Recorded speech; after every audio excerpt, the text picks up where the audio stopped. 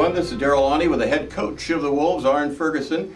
Central 23, Western 21. Heartbreaking defeat for your team that played so well for so much of that game. And I guess these type of losses, Arn, when you lead the whole game, only to have the other team, kick a field goal at the end, they hurt that much more, don't they? Yeah.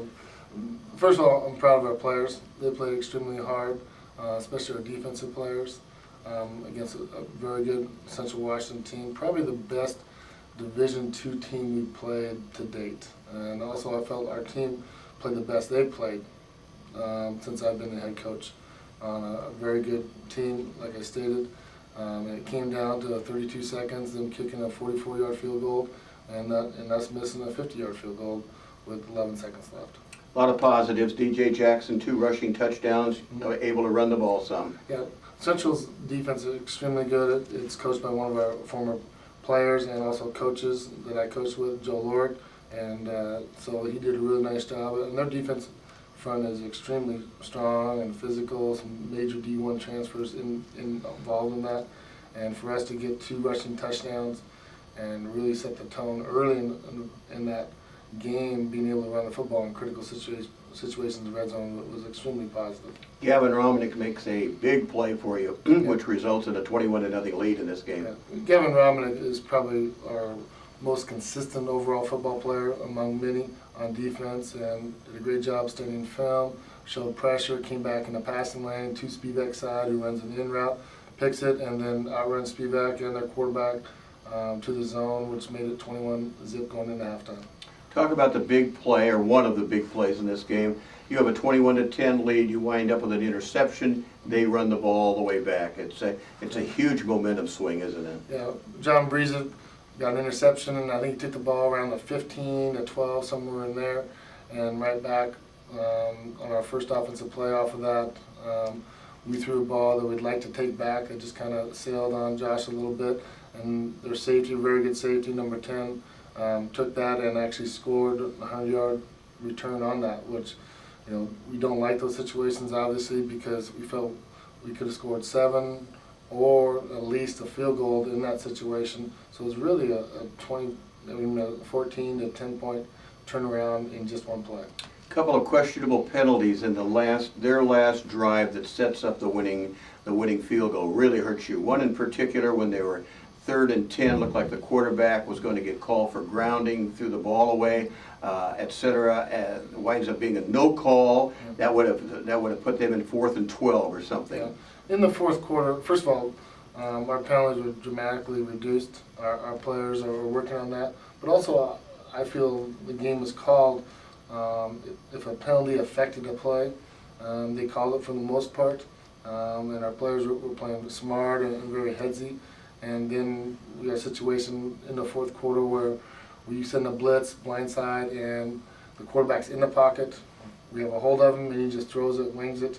And they called that, they threw the flag, then took it away, saying he's outside the pocket, which is not even close. He's pretty much where he started, right behind the center.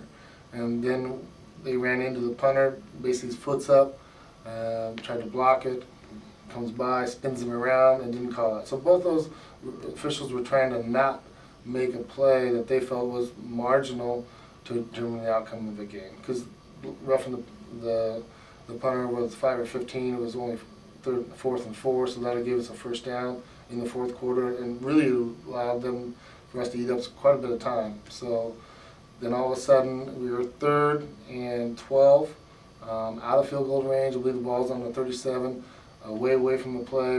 Miguel Gonzalez is great coverage. He's sliding. Honestly, the receiver's not even running full speed, so he's doing a great job of just staying in front of him. And then all of a sudden a late flag comes in away from the play. They gave them a reset of downs, which they didn't move the ball at all, but able to kick a 44-yard field goal just on a penalty that, to me, should not be called, and especially because of the 2 earlier ones, but also determine the outcome of the game. Ball was thrown complete to the left early, incomplete, so that would have been 4th and 12 instead of automatic first down and yards. So those things do happen.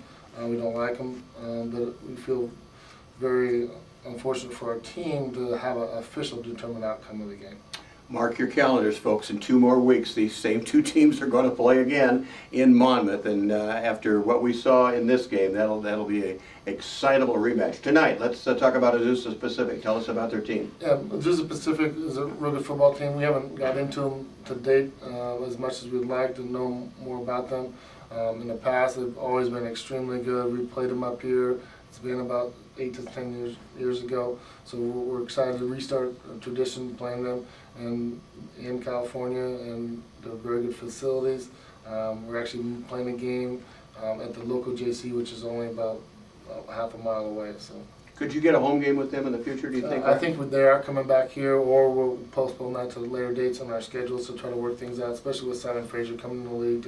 We're trying to work on those things. John Kerry is. So. Okay, sounds good. Thanks, Coach. Coach Arn Ferguson.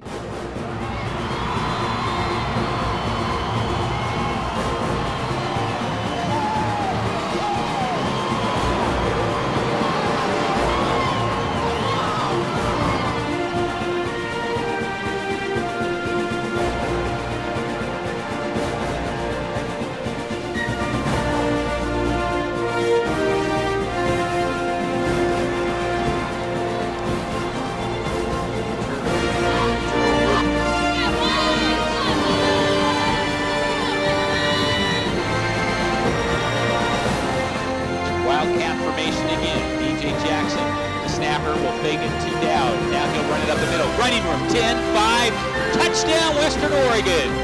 John Dowd came in motion from the right to the left. DJ Jackson faked it to him and then busted it right up the middle. Broke a couple of tackles. And the Wolves on the board first with 1:38 here to go in the first quarter. Wide side of the field. They'll go to the ground, though, to Eldridge, and Eldridge will be tackled from the backside, untouched. Wolves get the ball back. They lead 7-0. Reverse, John Dowd from left to right. Can he get outside? He does. 45-50, first down, and is finally pushed out of bounds by Courtney Williams. Second down and 3. Riddle throws over the middle. Fullerton with the catch. Fullerton with running room. 30, 25. He'll get down to the 20 before he's pushed out of bounds. Chains will move again. 19 yards on the play from Riddle to Sean Fullerton. Here's Riddle, rolling to his right, throwing back to Jackson. Jackson dives ahead. Pitch to Jackson. Jackson left side on the sweep. Cuts inside the 10. 5. Touchdown Western Oregon. Whoa. First down and then some. Short drop, throwing. Right side. Ball is intercepted. Gavin Romanek. 50, 45, 40, 30. 20 down the sidelines, 10-5, he will score, no flags.